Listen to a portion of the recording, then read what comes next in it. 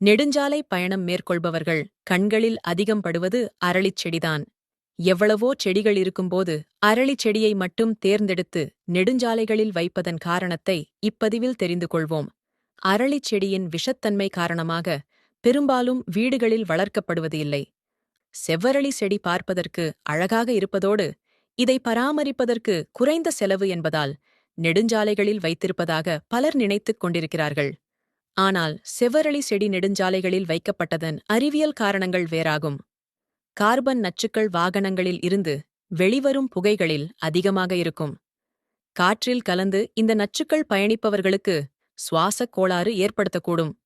ஆனால் வாகனங்களில் இருந்து வெளிவரும் கார்பன் துகள்களை செவ்வரளி செடியில் உள்ள இலைகள் மற்றும் பூக்கள் காற்றிலிருந்து அகற்றும் தன்மை கொண்டவையாக இருக்கின்றன. வறட்சியை தாங்கி வளரக்கூடிய தன்மை கொண்டவை செவ்வரளி செடிகள். அதோடு சத்தத்தை குறைக்கும் ஆற்றல் கொண்டவையாக இருப்பதோடு எதிரில் வரும் வாகனங்களில் முகப்பு விளக்குகள் எதிர்பூர வாகன ஓட்டிகளின் மீது படாமலும் தடுக்கின்றன. ஏனெனில் செவ்வரளி செடிகளின் இலைகள் அடர்த்தி மிக்கவையாக இருக்கின்றன. சாலையோர செடிகளை விலங்குகள் இயற்கையாகவே சாப்பிடும். ஆனால் செவ்வரளி செடியின் இலைகள் கசப்புத்தன்மை கொண்டவையாக இருப்பதால் இதனை விலங்குகள் சாப்பிடாது.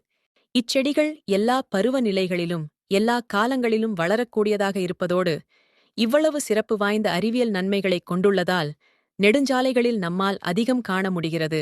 நன்றி.